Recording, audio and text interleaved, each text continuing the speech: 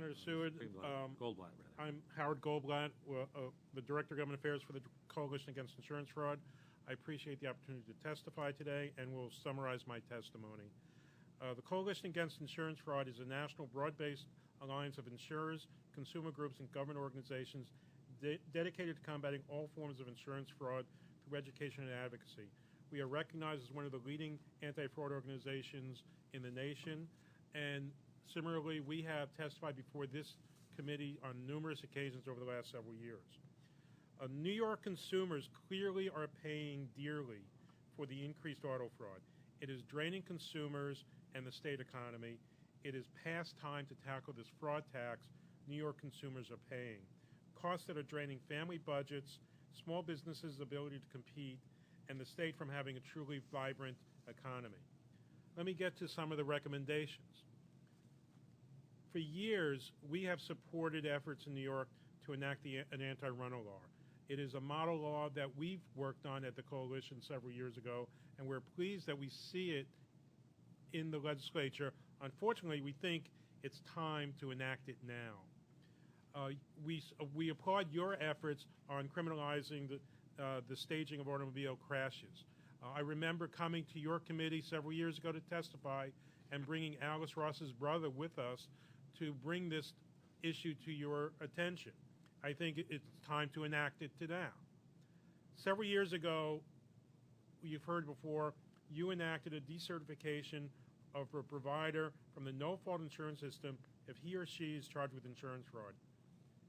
We heard last year when we were before the Senate committee and the Assembly roundtable that there were efforts and agreements among the state departments to fix the law and pass a stronger version. It's time to do it. The Coalition strongly believes that a license to provide medical service is a privilege bestowed on the state to a person. It is not a right. If anyone uses their license to commit a crime, why should they continue to receive payment from the system they are defrauding?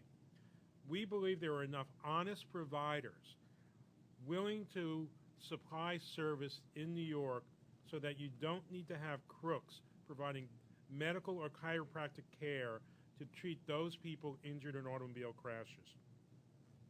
We believe that insurers should have adequate time to investigate suspicious claims, and we do not believe delaying paying a suspicious claim will harm innocent consumers.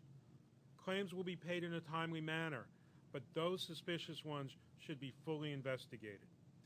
We believe that giving insurers the ability to rescind the policy to the inception, the payment of the policy is not accepted by a financial institution, or if the policy was given because of fraud, will help stop the fraud rings that get a policy solely to commit a stage crash and to get into the filing for fraudulent claims. Let's stop the fraud at the front end of the system. That an anti-fraud agenda in the past is pro-industry and anti-consumer. The Coalition cannot disagree more.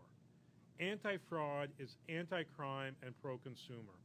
A strong anti-fraud effort targets the criminal gangs that are preying on the honest insurance consumers of the state. We believe the time is ripe for New York to seriously move on the anti-fraud agenda, targeting those individuals and groups that systematically attack the no-fault system that harms the state and its residents.